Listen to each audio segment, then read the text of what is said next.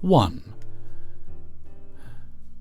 Alright, so here is the time I nearly broke my butt on a bike.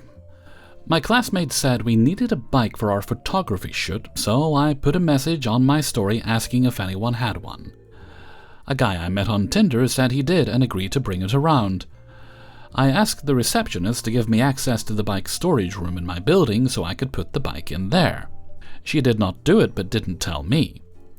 So my fob isn't letting me in and I have a giant bike. Luckily a kind man let me in without telling me I'd be locked in. Cue me trapped in the bike room. Now I am a resourceful, independent young woman. I can find my way out of here. Right? No. I use my fob on a door leading outside, and it works. I rejoice and let the door close, not realizing it would lock behind me. I look around. I'm in a car park. All the gates are locked. I call reception 20 times. They never pick up. I'm stressing. I call my mom, and all I can say is, "Help me, I'm stuck in a car park." Between laughs and sobs, she says I might have to call emergency services to rescue me. I panic. Then I remember I know others in the building. Luckily, one of my friends comes and saves me. But I had been trapped in there for half an hour, in my pajamas, while it was raining. The next day came, and it was time to use the bike. Now I'm a tall drink of water, a fine specimen of the human race, 5'9".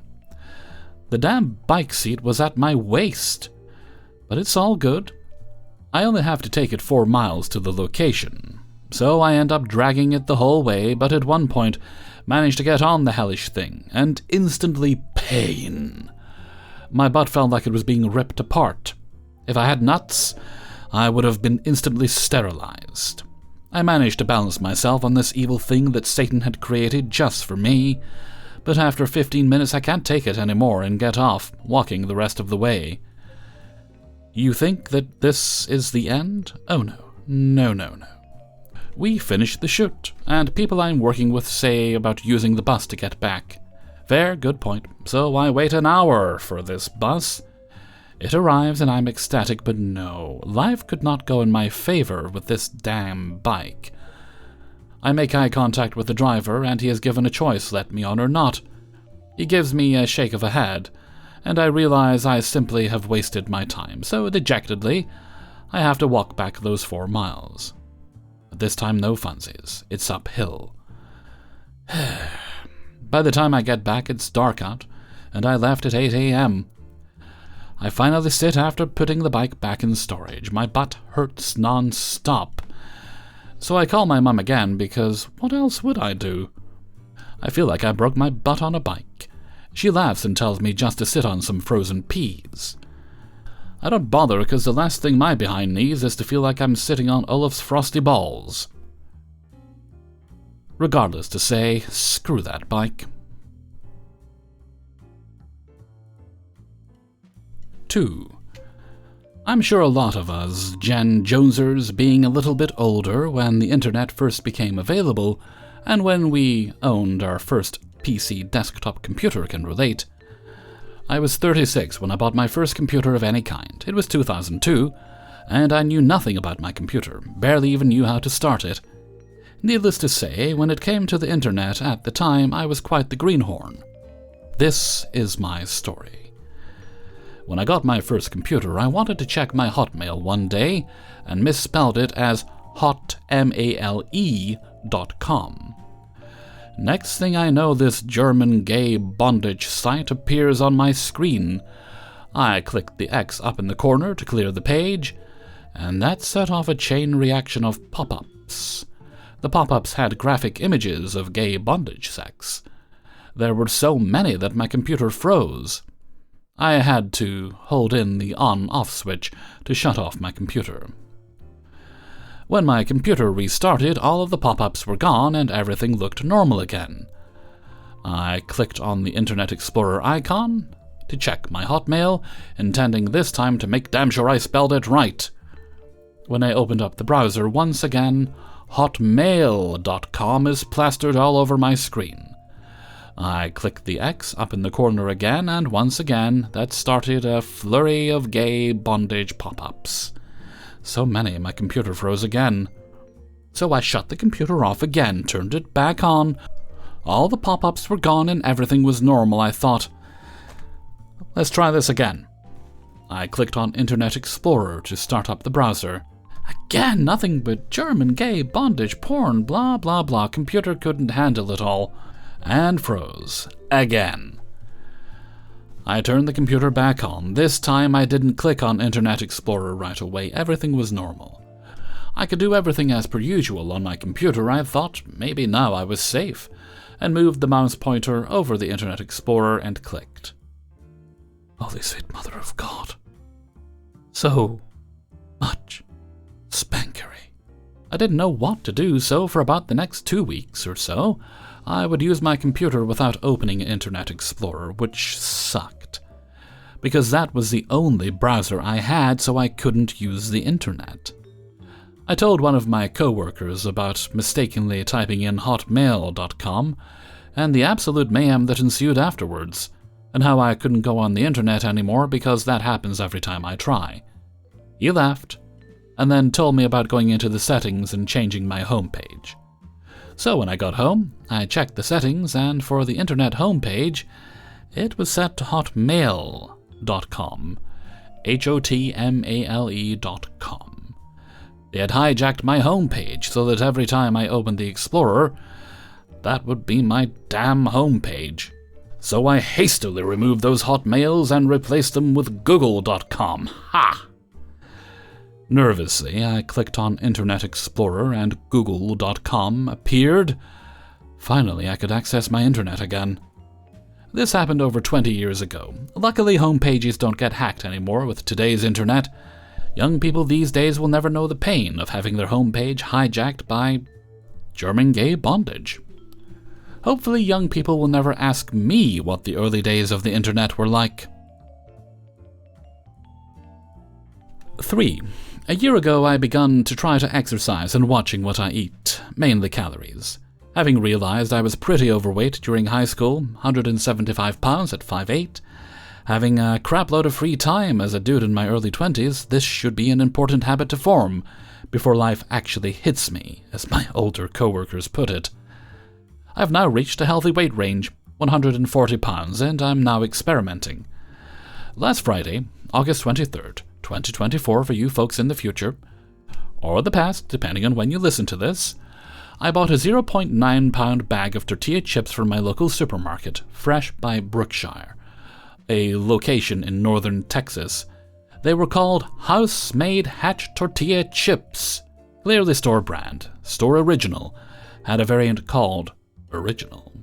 What drew me to these chips was the macros. I've only weighed my food recently, and I've learned a lot about food, caloric density, the way Western society can encourage it, and slowly gravitated to less calorie-dense foods, not all at once, but gradually. I feel I have a good grasp of the weight and volume of foods, 360 calories for 170 grams of chips, large white chips that take a long time to chew. That's almost a 2-to-1 ratio, where most Doritos and nachos have a 4-to-1 ratio at best. I could fill a large bowl with these, and a smaller bowl can get up to 80 grams.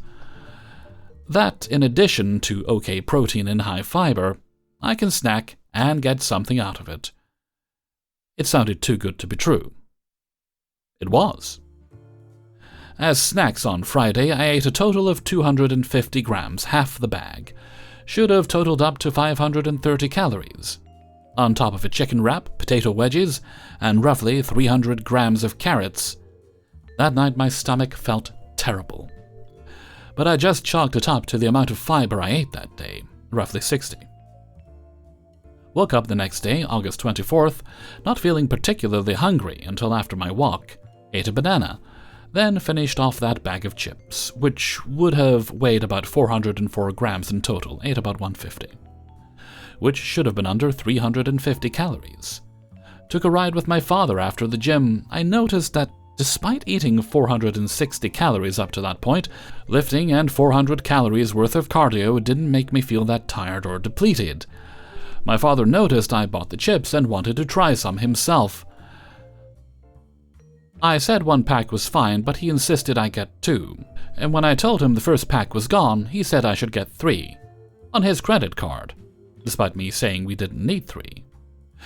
Did that, still didn't feel that hungry until a bit later, ate more carrots, then the chips. In truth, I only assumed I ate about a bag and a half that day, maybe more, 700 grams in total. That's 1,500 calories of chips. Pretty insane, but hey, I tracked it all. I'm still in a calorie deficit. I only ate small fruits and veggies that day aside from the chips. Worst case scenario, I worked out that day. And one bad day wasn't going to ruin me. They have fiber and protein after all, that's good for you. Then I posted about these chips on a subreddit. Got all sorts of flake, you sweet summer child, dude, come on! With no elaboration, until a kind user told me that he couldn't find anything about these tortilla chips online, which prompted me to search and have the same realization. Another way to check, another kind user pointed out, the fat-protein-carb ratio, essentially 9-4 and 4 calories a gram each, I did the math already. The label describes a serving of 85 grams of chips, not 170, as 360 calories. The label was off by 100%. My stomach was screaming at me the whole time about this. I assumed it was the fiber. I assumed it was just because I ate a ton of chips. Even if they were good chips, I put more stock in a government label than my body. Hell, the government probably doesn't even know about these. Like I said, I can't find anything online about them. They don't exist in any calorie tracking app. Last I checked, not even the Fresh website lists these. In reality, I did not eat 530 calories of tortilla chips on Friday. I did not eat 1,500 grams of tortilla chips on Saturday. I ate 1,000 calories of tortilla chips on a Friday and 3,000 calories of chips on Saturday, because of an inaccurate label. 4. I work as a bartender and have my shift typically begin at 4 p.m. I don't work Mondays to Wednesdays and typically spend the time doing chores, as I don't want to do it on working days due to either feeling stressed that I have to get ready for work or the fear that I will leave a task unfinished. However, I'm turning 25 soon and it's a big deal for me. I live in a small apartment and have for the last days done a full proper cleaning of everything, reorganizing everything and fully renovating my apartment as much as legally possible in my renting contract. Today is Thursday. I start work at 4. Despite avoiding doing chores on working days, I figured if I can get up early, I can do the last thing on my long list, which is laundry. The apartment I live in is so small that I don't have space for a washing machine. I have one designated to me in the basement, but it's old and hasn't been working for a couple of months. Landlord won't fix it. That's fine. I go to a laundromat that's a 15-minute walk from where I live, and the laundromat has dryers as well, which allows me to dry my clothes without hanging in my limited space apartment. Well, I regret that, as everything that could go wrong at a laundromat did go wrong at the laundromat. It typically takes about 2 hours for a washer and dryer. I arrived at 10 a.m. and figured it would be more than enough time to finish laundry. The laundromat is small, only 8 washers and 8 dryers available, but it tends to be slow during daytime, as most people have work or school. When I got there, a camping van was parked outside and an Italian family of 10 were using all the machines, at once, to wash their clothes. In addition to that, a couple of others were waiting in line. I figured screw it, I got nowhere else to be and decided to wait.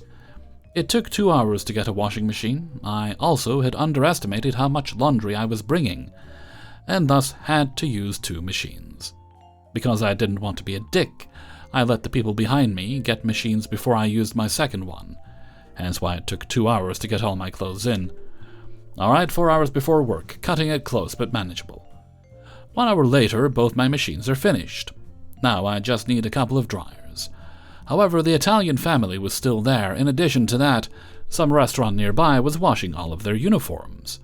All the dryers were occupied. A new competitor entered. I have 3 hours before work. Let the battle of the dryers begin! The Italians snatched the first 2 dryers that become available. 10 minutes had passed, but the next dryer will be available in just 18 minutes. There are no laundry baskets at the laundromat, which there typically are since my laundry was still in the machine. I was taking up space. I rushed to the grocery store to buy a large eco-friendly bag to put some of my laundry in, and when I come back, the Italians were already holding the door. Apparently, the customer decided to finish the dryer early while I was gone. They were not filling the dryer, though, just chatting.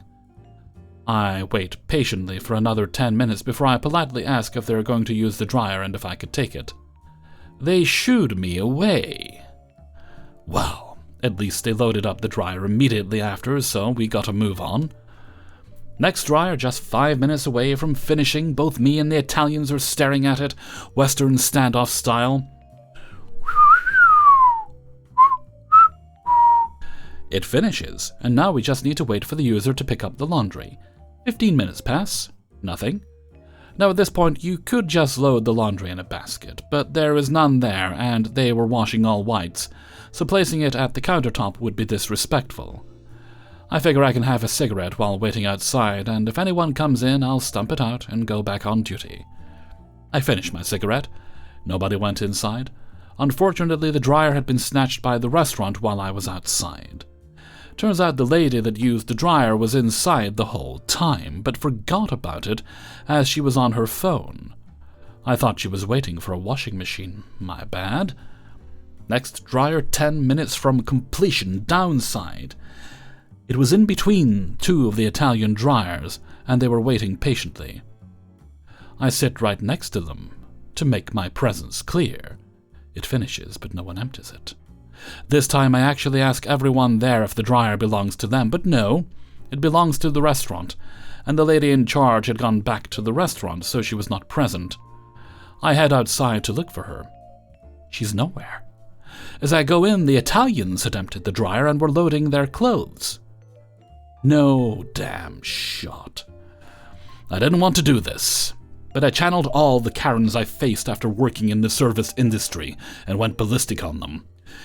You already have 3 active dryers. I've been here for hours. I've got to work soon. You obviously have nowhere to be. No, it's not a policy written anywhere, but it's common damn decency to not use all the dryers at once when there's a line. However, while I was arguing, one of the Italians paid for the machine and started it. Alas, I've been outsmarted. I finally get a dryer 20 minutes later. Problem is, I was using 2 washing machines, and since it had taken me this long, I couldn't wait for 2 dryers. There was also a line behind me, so even if I did have the time, I would just stoop down to the lows of my enemy. I squeezed in all of my laundry into the dryer, so I had to use one. Another problem. My laundry had been sitting in a bag for so long it was soaking wet. That and it being filled so tight meant the 1 hour it normally takes bumped up to over 2 hours once I started the machine. Madre de Dio. I had less than an hour and a half before I had to be at work. I figured I'll head home and shower and do the other preparations while it's in the dryer. I might not be able to finish the cycle completely, but I had hope. After doing everything at home, I noticed I had no clean t-shirts as they were all being washed. Only thing I had clean was a dumb t-shirt I had inherited from my dad.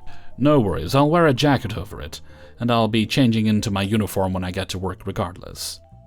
Let's fold it up. I got back to the laundromat, and had to end the cycle early as it didn't finish in time. My suitcase was stolen as I had left it there, my mistake.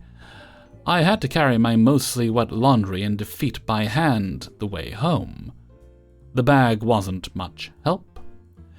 It wasn't without casualties. My infamous Spider-Man sheets had been dropped on the way and needed to be re-cleaned. But worst of all, I had lost my uniform. On the way back, or forgotten in the dryer, I do not know, no worries. I guess I should have a spare uniform hanging at work. It took some time to arrange space to hang up my remaining laundry, and I arrived late at work. My spare uniform wasn't there, of course. They had no spare uniforms there to give me either, and my boss, who was already upset, became rightfully mad that I had to work my shift in a t-shirt that had several comedy penises on it. 5. Some background. I was still living at home at this point. My younger brother, Matt, 15 at the time, had been taking piano lessons since he was little, and he got good enough to pick up teaching as a way to make some spending money. His students consisted of kids from our neighborhood, usually around 5 to 12 years old. This happened while our parents were out of town on a trip. The only ones at home at the time were me, 20 and female, my sister Morgan, 22, my best friend Sarah, 21, and Matt. Matt was teaching some kids who lived down the road from us. It was a group of 3 siblings, 5 male, 7 male, and 9 female. And the way he'd do their lessons was that he'd teach one at a time while the other 2 hung out and played with toys. At one point, the 9-year-old asks if she can use the bathroom. We have 3, 2 on the upper level and 1 downstairs, and she chooses the one downstairs. This is after she's already had her portion of the lesson, and Matt is finishing up with the last kid. About 15 minutes later, their mom shows up to pick them up, and they leave. I notice that the 9-year-old is moving a little quicker than usual, but obviously I don't think anything of it. Some time passes, and I go downstairs to go to the bathroom.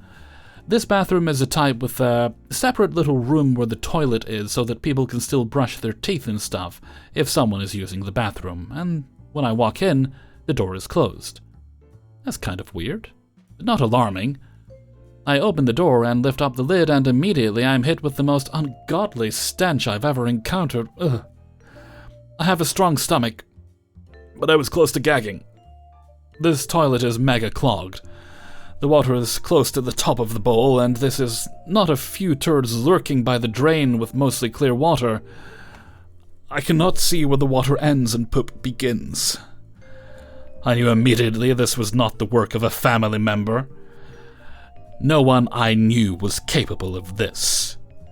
This was an unfamiliar, a malignant turd that this girl had dropped in my home. I'm trying to work past my revulsion with this in a quick and sanitary manner. The plunger right next to the toilet, I might add, hadn't been used, so I had hoped that it would be a few simple, quick rounds of plunging to get everything down. I gave it a try, hoping the murky water wouldn't impede my progress, and to my utter horror, the water rose higher. Not only that, it wasn't draining whatsoever. Even when I left it for several minutes in the hope that the level would go down enough for me to give it another try. The situation was dire. The smell was so thick that if I lit a match, I would have emerged with singed eyebrows. The water was just on the precipice of overflowing, and if this particular water escaped the toilet, we would have had no chance but to permanently seal off the bathroom as a biohazard. There was no room for error here. I had to call in reinforcements. I steeled myself and went upstairs to find Morgan and Sarah. If not for help, at least for moral support. As calmly as I could, I let them know about our predicament and requested that they follow me to help assess the situation. As expected, they were horrified. It was a grim sight, and once again, the water level had not gone down whatsoever in the time I was gone. Somberly, we closed the door and convened in the living room, strategizing what could be done. Using all the resources available to us, Google, we weighed our options. More plunging with the water as high as it was would only spell disaster. The water displaced by the plunger alone would be enough to send it over the edge. Similarly, pouring a bucket of water to force a manual flush was out of the question. Any science fair-esque combination of baking soda and vinegar would only make the situation worse. After all was said and done, we were left with one option: lower the water level any way we could, and then try again with the plunger. We knew that whatever I used to move that heinous poop water would be biohazard material by the time I was done with it, so I settled on something we wouldn't miss. The dozens of empty cottage cheese containers my sweet mother, despite having access to more than enough Tupperware to store all the leftovers we could dream of, had saved over the years. The cottage cheese containers also had the benefit of coming with equally disposable lids, so they were definitely the best option we had in lieu of medical-grade waste disposal equipment. I elected to use one extra unlucky container to scoop the water into another waiting receptacle, which I would lid, place on the bathroom counter covered in plastic grocery bags, and then once I had a couple I could take at once, carry with the utmost care upstairs to the nearest unclogged toilet to dispose of. Having the strongest stomach out of all of us, I was drafted for the task and I suited up. A leftover N95 mask from the height of the COVID pandemic, several layers of nitrile gloves, and clothes I was willing to part with. If things went south, even if they didn't, I was going to be throwing them out anyway. The memories attached to them couldn't be washed out with all the OxyClean in the world. Gathering my wits, I went to work. It was utterly ungodly. I gagged more times than I could count, and it took more trips than you could possibly imagine. Each container I removed revealed water more disgusting than the last batch, as I ventured closer and closer to the apex of the clog. Morgan and Sarah gagged along with me, flushing as I poured each disgusting container into the loving embrace of the upstairs toilet. Finally, I figured that the water level was low enough to give it another try. Dread descended upon me as the water level rose once more, filling the toilet bowl with horrors anew. Like Sisyphus eternally pushing his boulder up the hill, I returned to my endless task, climbing the stairs with my little containers of evil. Seasons changed outside the window, pages blew off the calendar, and still I trudged. At first I seethed at the girl who had subjected me to this torment, blissfully ignorant of the horrors I was experiencing at her hand. Then I felt only pity, because clearly whatever was going on inside of her intestines must have been more horrifying than I could imagine.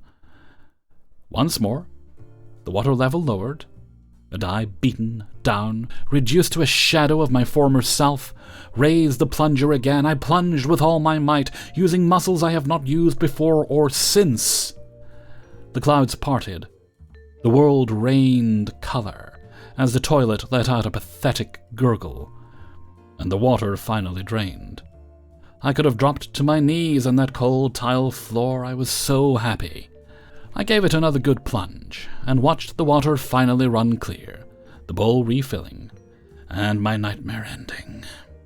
I quadruple bagged the sullied containers and threw them in the dumpster, just as my parents pulled into the driveway. They saw the state of me and asked what happened. Sweating, nearly trembling, and ready for a year-long shower, I said the words that had been running through my head for the entire hour-long ordeal. Shit and run.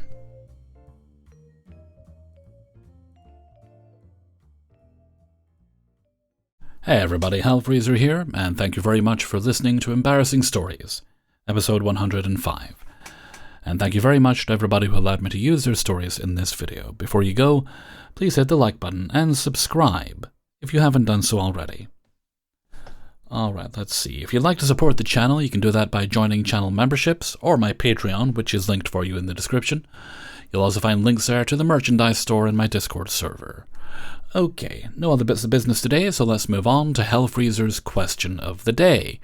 And today's question is: self-service baked goods in stores, or self-service anything really.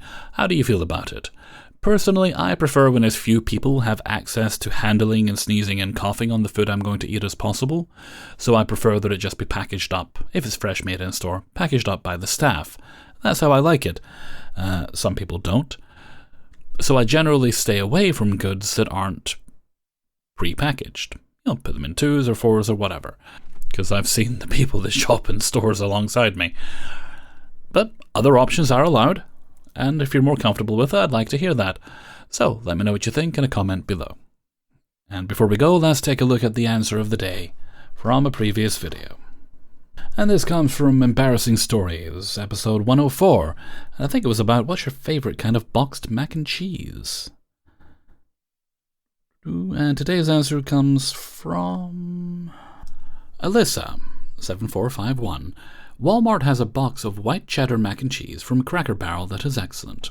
Thank you very much for your answer, Alyssa. That sounds quite nice. I wouldn't mind trying that. And with that, I'm going to head off for now. I've got one more video to record, then I can have ice cream and soothe my throat. So until next time, thank you very much for listening, and take very good care of yourselves.